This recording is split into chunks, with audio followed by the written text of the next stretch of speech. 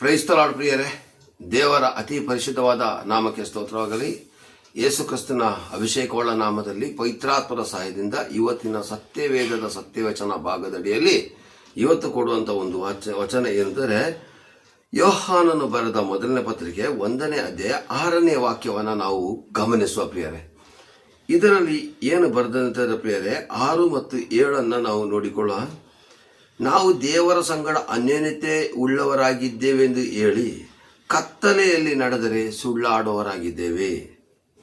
ಆದರೆ ಆತನು ಬೆಳಕಿನಲ್ಲಿರುವಂತೆ ನಾವು ಬೆಳಕಿನಲ್ಲಿ ನಡೆದರೆ ಒಬ್ಬರ ಸಂಗಡೊಬ್ಬರು ಅನ್ಯೋನ್ಯತೆಯಲ್ಲಿದ್ದೀವಿ ಮತ್ತು ಆತನ ಮಗನಾದ ಯೇಸುವಿನ ರಕ್ತವು ಸಕಲ ಪಾಪವನ್ನು ನಿವಾರಣೆ ಮಾಡಿ ನಮ್ಮನ್ನು ಶುದ್ಧಿ ಮಾಡುತ್ತದೆ. ಹಾಗಾದರೆ ನಾವು ಲಕ್ಸ್, ಲೈಫ್ ಬೈ, ಫಾಲ್ಮಲಿವ್ ಸೋಪುಗಳಿಂದ ನಾವು ಯಾವ ಥರ ನಮ್ಮ ದೇಹವನ್ನು ಪ್ರತಿದಿನ ಶುದ್ಧ ಮಾಡಿಕೊಳ್ಳುತ್ತೀವಿ ಪ್ರಿಯರೇ. ಶುದ್ಧ ಮಾಡಿಕೊಂಡ ಹಾಗೇನೆ ಪುನಃ ಅಶುದ್ಧ ಆಗ್ತದೆ, ಪುನಃ ಶುದ್ಧ ಆಗ್ತದೆ, ಶುದ್ಧ ಮಾಡ್ಕೋಬೇಕಲ್ವಾ. ಅದೇ ಥರದಲ್ಲಿ ಇವತ್ತು ಏನಾಗ್ತಾ ಇದೆ ಅಂದರೆ, ನಾವು ಯೇಸು ಕ್ರಿಸ್ತನಲ್ಲಿ ಇದ್ದೇವೆ, ನಾವು ಚರ್ಚಿಗೆ ಹೋಗ್ತಾ ಇದ್ದೀವಿ. ನಾನು ಇಷ್ಟು ವರ್ಷ ಸರ್ವಿಸ್ ಮಾಡಿದ್ದೀನಿ, ಅಷ್ಟು ವರ್ಷ ಸರ್ವಿಸ್ ಮಾಡಿದ್ದೀನಿ, ನಮಗೆ ನೀವೇನು ತಿಳಿಸ್ಕೊಡೋದು ಬೇಕಾಗಿಲ್ಲ, ಬೈಬಲ್ ವಾಕ್ಯ ನನಗೆ ತಿಳಿದಿದೆ ಅಂತೇಳಿ ದೇವರ ಒಂದು ಅನ್ಯೋನ್ಯತೆಯಲ್ಲಿ ಇದ್ದೇವೆ ಅಂತ ಹೇಳ್ಕೊಂಡು ಸುಳ್ಳು ಆಡೋದು, ಕಪಟ ಮಾಡೋದು, ಮೋಸ ಮಾಡೋದು ಮಾಡಿದ್ರೆ ದೇವರ ಅನ್ಯೋನ್ಯತೆಯಲ್ಲಿ ನಾವು ಇಲ್ಲ ಅಂದ್ರೆ ಅರ್ಥ.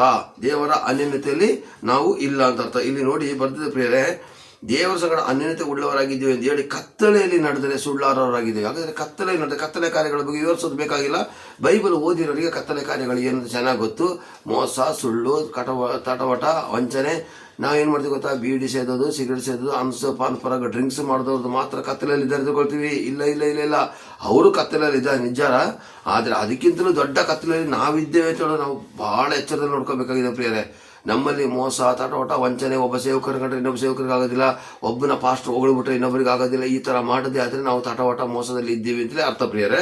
ಇಲ್ಲಿ ಕೆಳಗಡೆ ವಾಕ್ಯದಲ್ಲಿ ಬರ್ತಿದೆ, ಆದರೆ ಆತನು ಬೆಳಕಿನಲ್ಲಿರುವಂತೆ ನಾವು ಬೆಳಕಿನಲ್ಲಿ ನಡೆದರೆ ಒಬ್ಬರ ಸಂಗಡ ಒಬ್ಬ ಅನ್ಯೋನ್ಯತೆ ಆತನ ಮಗನಾದ ಯೇಸುವಿನ ರಕ್ತವು ಸಕಲ ಪಾಪ ನಿವಾರಣೆ ಮಾಡಿ ನಮ್ಮನ್ನು ಶುದ್ಧಿ ಮಾಡುತ್ತದೆ. ಹಾಗಾದರೆ ನಾವು ಕ್ರಿಸ್ತನು ಹೇಳಿದ ಹಾಗೆ ನಡೆದ್ರೆ ಪ್ರಿಯರೇ ನಾವು ಶುದ್ಧರಾಗ್ತೀವಿ. ಯಾಕೆಂದ್ರೆ ದೇವರ ವಾಕ್ಯದ ಪ್ರಕಾರ ನಡೆದಾಗ ದೇವರು ತಾನೇ ಬಂದು ನಮ್ಮನ್ನ ಶುದ್ಧೀಕರಣ ಮಾಡ್ತಾರೆ. ಅದಕ್ಕೋಸ್ಕರ ಯೇಸು ಕ್ರಿಸ್ತನ ಶಿಲುಬೆಯಲ್ಲಿ ರಕ್ತವನ್ನು ಸುರಿಸಿ ನಮ್ಮನ್ನು ಆಲ್ರೆಡಿ ಶುದ್ಧೀಕರಣ ಮಾಡಿದ್ದಾರೆ.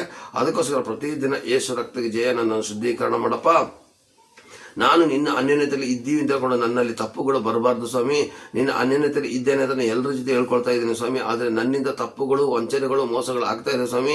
ನನ್ನನ್ನು ನೀನು ಬಲಪಡಿಸಿ, ಸರಿಪಡಿಸಿ, ನಿನ್ನ ರಕ್ತದಿಂದ ಶುದ್ಧೀಕರಣ ಮಾಡಿ ಇನ್ನು ಮುಂದಕ್ಕೆ ಇಂಥ ತಪ್ಪಾದ ಕಾರ್ಯಗಳನ್ನ ಮಾಡದಂತೆ ಮಾಡಪ್ಪ ಅಂತ ನಾವು ದೇವರನ್ನ ಬೇಡ್ಕೊಳ್ಳೋದೇ ಆದರೆ ದೇವರು ಗ್ಯಾರಂಟಿ ನಮಗೆ ಬಿಡುಗಡೆ ಕೊಡ್ತಾರೆ ಪ್ರಿಯರೇ. ಬಿಡ್ಲಿಕ್ಕಿರುವಂಥ ಮನಸ್ಸಿರಬೇಕು.